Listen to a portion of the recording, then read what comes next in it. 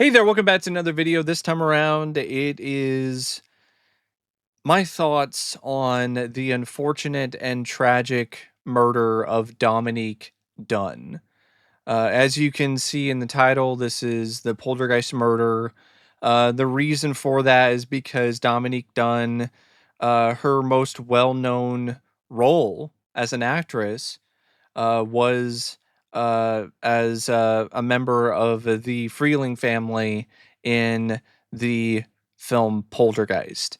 Um, this is a bit of a rough topic for me because I've always felt that this case was just so tragic and upsetting in a multitude of different ways. So forgive me if there are some moments where I might get a bit off track or some emotion might come through in this video. Now, before I go any further discussing this case, I want to give a shout out to Vontae for requesting this topic. And if there's another topic, film, a TV show, or anything of that sort that you would like to see me discuss in the future, feel free to donate to either my PayPal or to my Patreon. The link to both is in the video description down below, and I will try to get to your request as soon as I possibly can. Now, Vontae specifically asked me to share my thoughts on the True Hollywood Story special about Dominique Dunne's death, and I figured there wasn't really enough there to just discuss solely the special, so I decided to just make it a video sharing my thoughts on the career, the life of Dominique Dunne, and the murder case. Um, the special was good, but it was one of those like really early True Hollywood Story specials, so the budget was very low. They used a lot of repetitive music. Um, but even though it was a bit of a rough watch for me because of the subject matter, it was still something I'm glad that I saw just to see a lot of people who knew Dominique speak so openly about her and her career and really treat her with all the love and respect and in some ways admiration that I genuinely feel that she deserved. Because if you do a bit of a deeper dive and you look at other things that she did, either for television or honestly, mostly television work, because I don't think she really had a chance, sadly, to do any other feature films other than Poltergeist. And if you do a deep dive and look into her career and her filmography, you see an actress who is not only ambitious, but someone that has some genuine talent. And to see and to hear all these different people who worked closely with her talk about that, it was nice to see that she left that kind of impression on her colleagues and her friends and other people that happened to be able to work with her during the short amount of time that she was on this earth.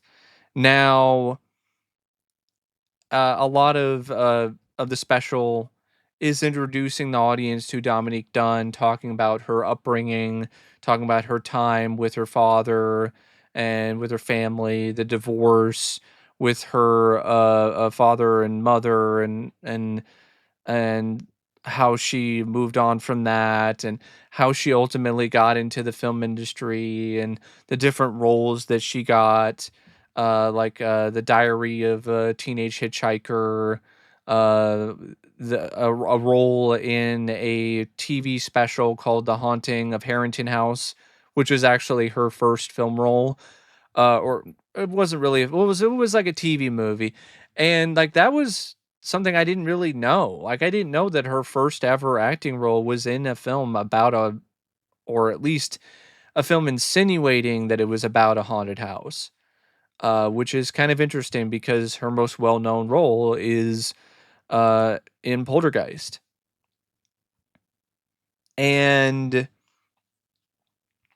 of course, the E True Hollywood special and Dominique Dunne's story is not really about her highs, it's sadly also about the lows, and by lows, the moment when her coffin was lowered into a grave, when she was taken away uh, from this uh, from this world too soon, uh, by the hands of in my opinion, a monster, an absolute monstrous person in John Sweeney.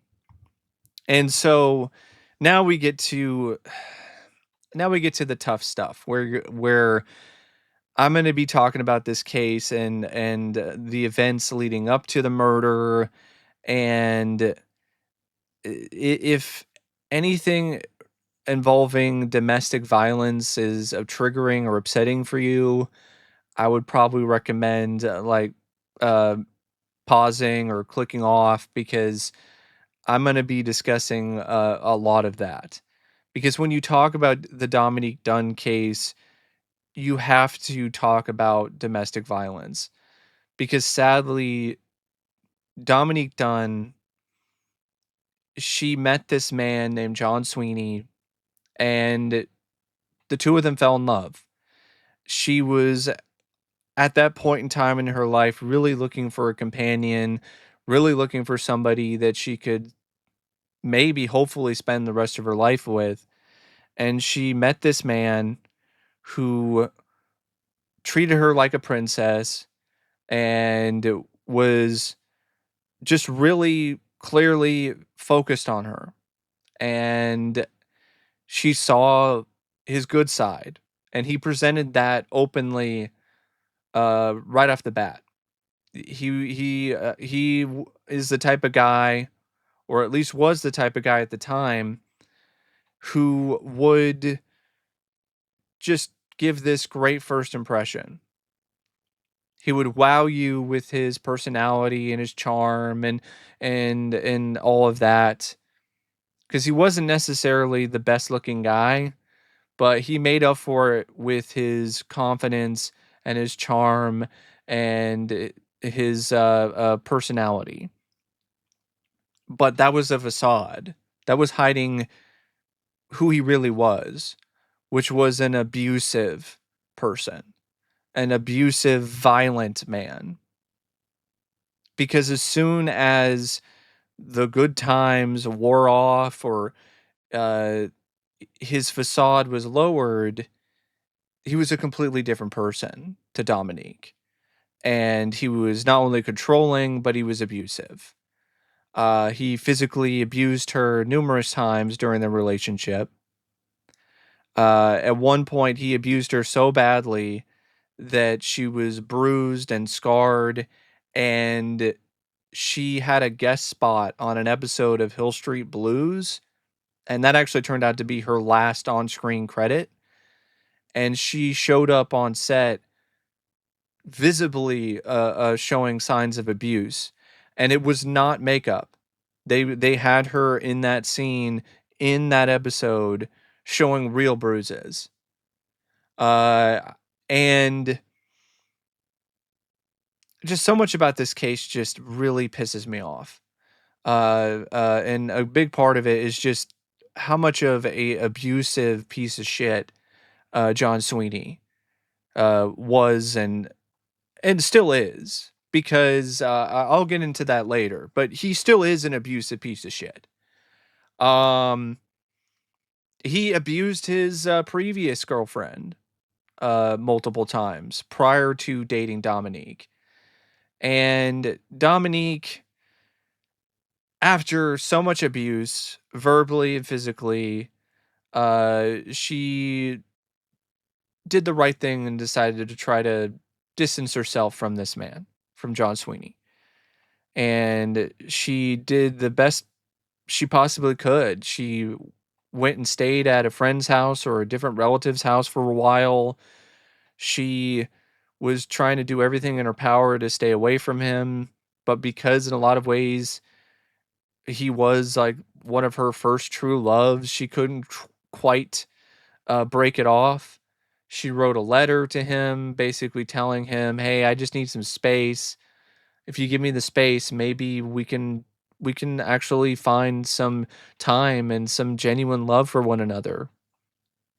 So she left the door open for him, and he saw that as I guess confirmation that things weren't completely over between them. And in one way, you kind of do understand why he would feel that way, because she is leaving the door open. But he went way too far, because as soon as he got that letter, he just decided to go to extreme lengths to try to get her back. And the extreme lengths that he went to were genuinely creepy. Like he made a chocolate life mask of her face, and had all these pumpkins that were hand carved, and he dropped them off at her front door. Like, this is like creepy stalker psycho behavior. Like, no wonder she was like, "Nah, man, I know I sent you that letter, but I we're done. This isn't gonna work out. You're sending me a chocolate life mask of my face? Like, that's sick." And so this sent him spiraling. And she was still understandably struggling with this. She was struggling with the breakup, struggling with the way that he was making her feel, the torment and the turmoil of this turbulent relationship.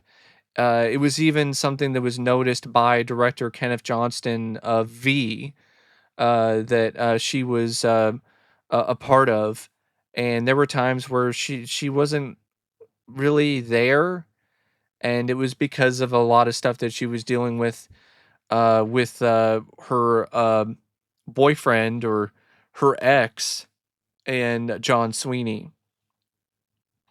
And the Each Real Hollywood Story special, it details the case pretty similarly to any other special or any other article that's discussed this particular case. They do like talk about Sweeney's childhood and how he was abused by his parents. And I'm like, okay, that provides some context, but I don't have any sympathy for this man. I don't. He held his arms and he held his hands, not his arms. He held his hands around Dominique's neck for 3 minutes straight and choked the life out of her until she was put into a coma and was brain dead. 3 minutes of just strangling this woman. I have zero sympathy. It sucks that you were abused, but that doesn't mean that you also have to be an abuser. I understand that statistically, that sadly is the case, that cycle of abuse is a real thing where people are abused when they were young, and then because of that abuse, they become abusers themselves. But there are a lot of instances where people don't follow in the same path when they're adults, and they take the steps to make sure that they don't wind up like their piece of shit parents, and they don't abuse other people in their lives, especially people that they supposedly love and care for. And just because you're abused, that doesn't mean that you have an excuse to fly into violent rages and hit people, or in Sweeney's case, strangle somebody to death. So Sweeney was also chronicled as some kind of success story, because on paper it kind of does look that way. A guy who came from nothing and from an abusive household and found a way to get a job as a chef at this big, ritzy, expensive restaurant in Los Angeles. But there was a dark side to him that those kind of shiny articles and those pieces didn't detail and didn't showcase. but it's a side that Dominique and any other woman that was in a relationship with this man saw and saw often. And after Dominique broke it off with him for good, he wasn't going to take no for an answer because he's that type of person. So late one night in 1982, I believe, yeah, it was October 30th. It was actually one night before Halloween. Pretty spooky. And he showed up at her house or her apartment, and there was another man with her. It was this, I believe his name was David Packer, and he was a actor, and he was reading some lines with her. And at first, it was one of those things where he was even like, "Hey, do you want me to leave?" Dominique didn't want him to leave because clearly she was scared of John, and she had every right to be. And Packer clearly didn't really see John as much of a threat as he really was, because sadly, John forced his way into the apartment.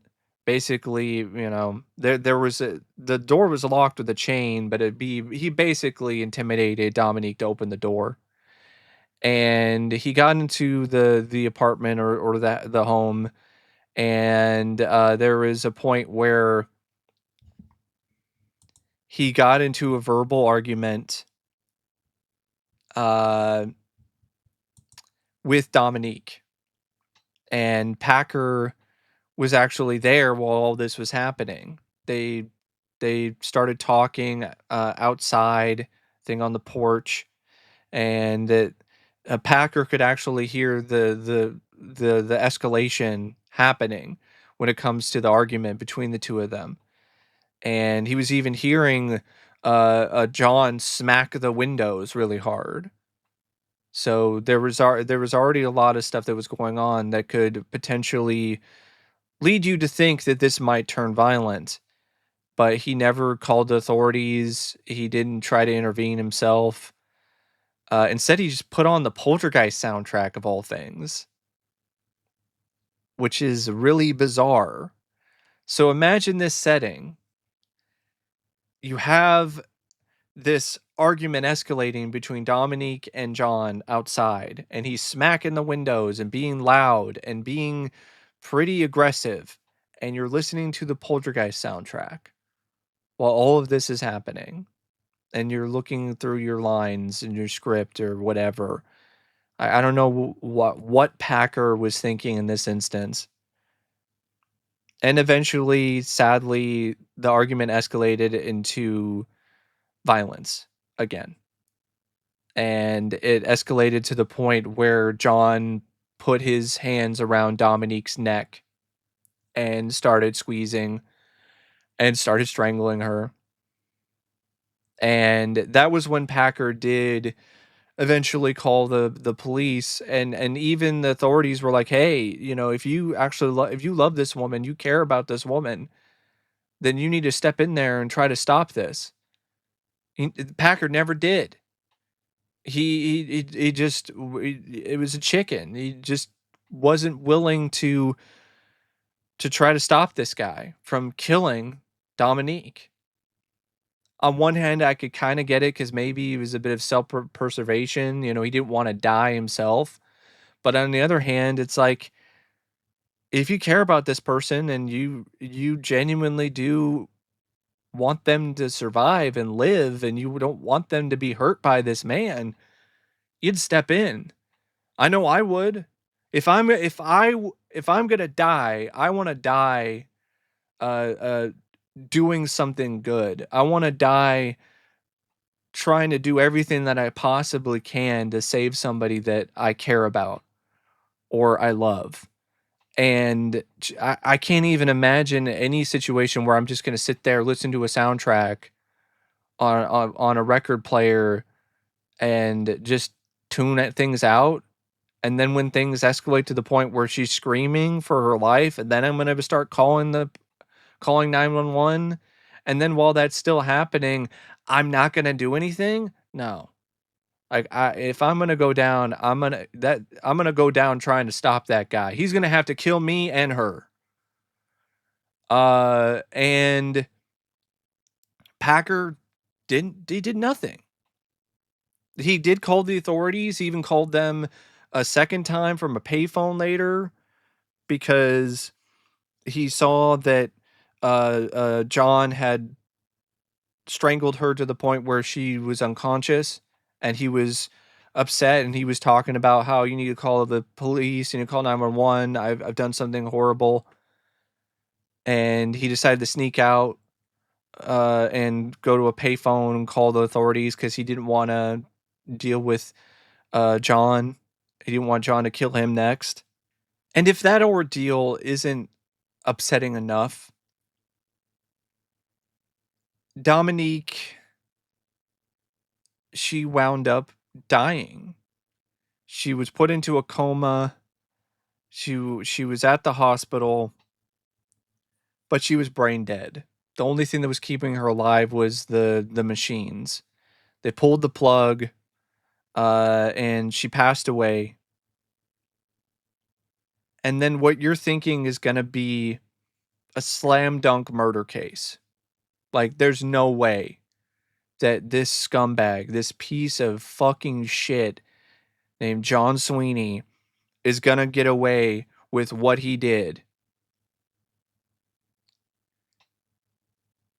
He winds up only getting a light sentence because the trial was an absolute travesty.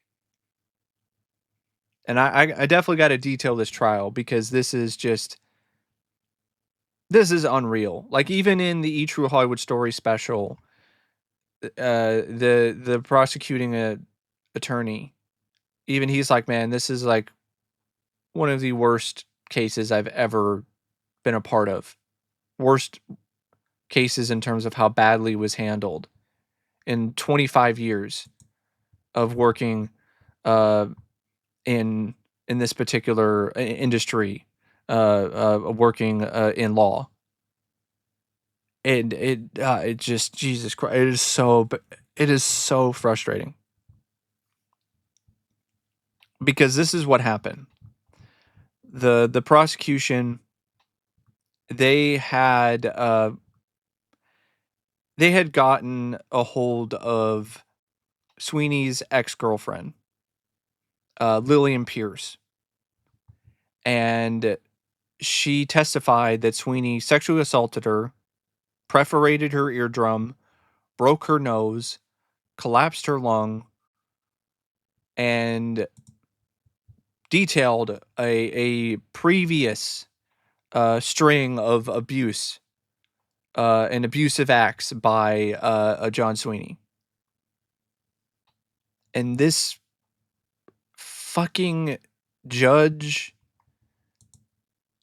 he wound up not allowing this testimony to be in the trial because he said that it was biased, it was prejudicial, whatever the hell that fucking means. And so all that you got in the trial was Sweeney blubbering, crying crocodile tears while he's putting his hand over a Bible and talking about how remorseful he is about what he did, and told this story that was absolute bullshit, that it was just an act of passion. He was upset and angry because she led him on with that letter, and he thought that they were going to get back together again, but then she broke things off with him and he couldn't handle it, and then he strangled her and killed her. But no, this man was a monster. He abused his previous girlfriend. He was abusing Dominique prior to ultimately killing her.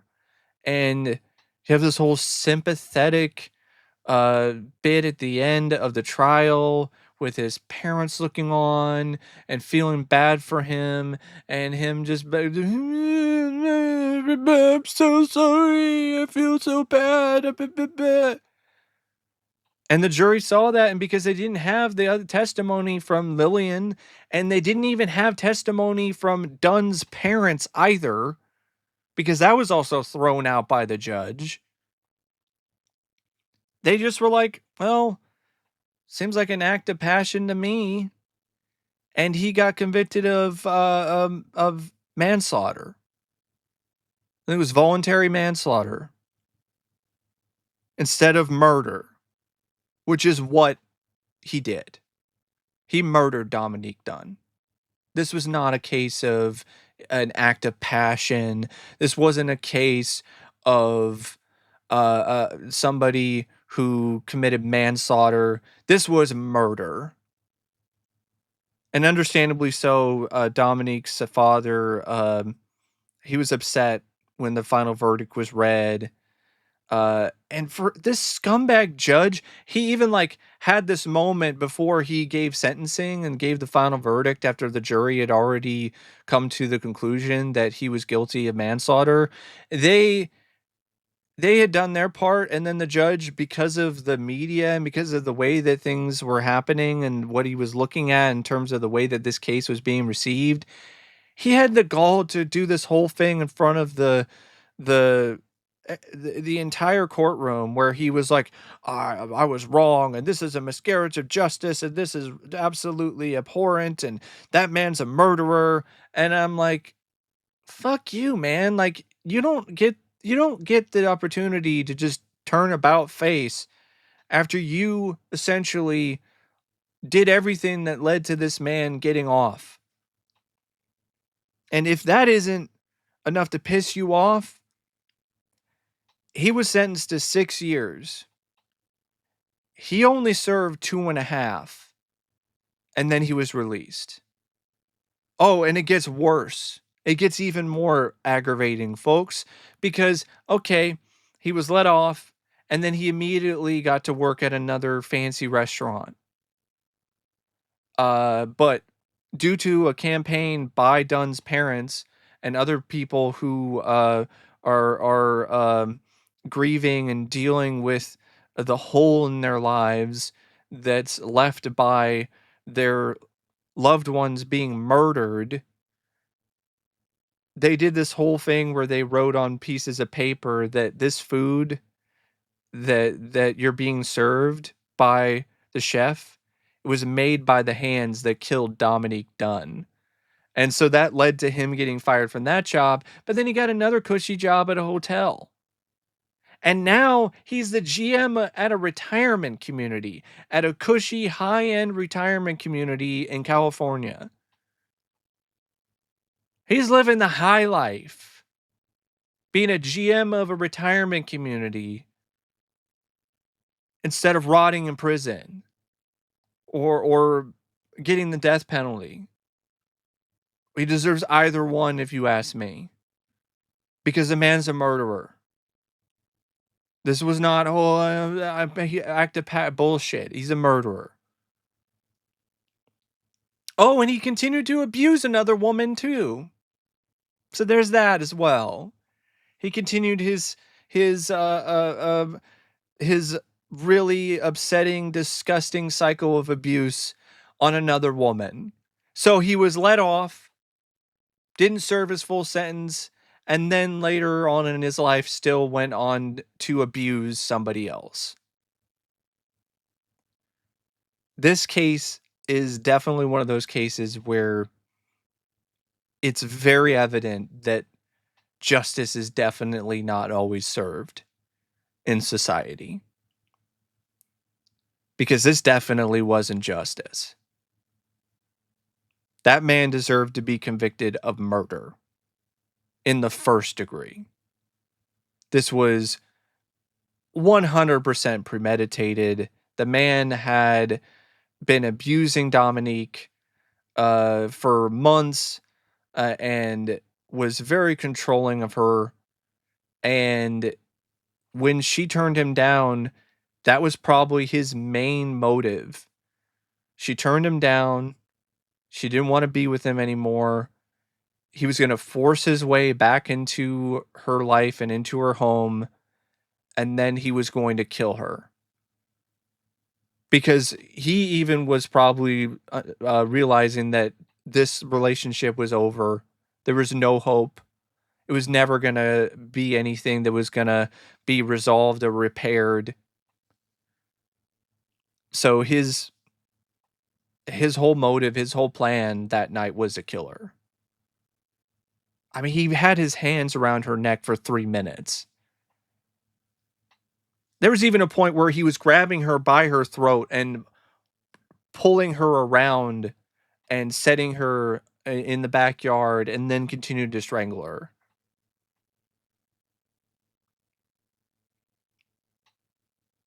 So, yeah, this case is it's so upsetting, so frustrating. And to kind of go back to the E True Hollywood Story to kind of end things, the E True Hollywood Story special, you had, interviews with her parents who are no longer with us either. And they're talking about the travesty of justice and how upsetting it is, really hammering the point home. You have the judge, the asshole judge. He's trying to is trying to salvage things in the E True Hollywood Story special and talk about I made a mistake and blah blah blah. Like, yeah, dude, you're a piece of shit too, if you ask me. Like, I understand.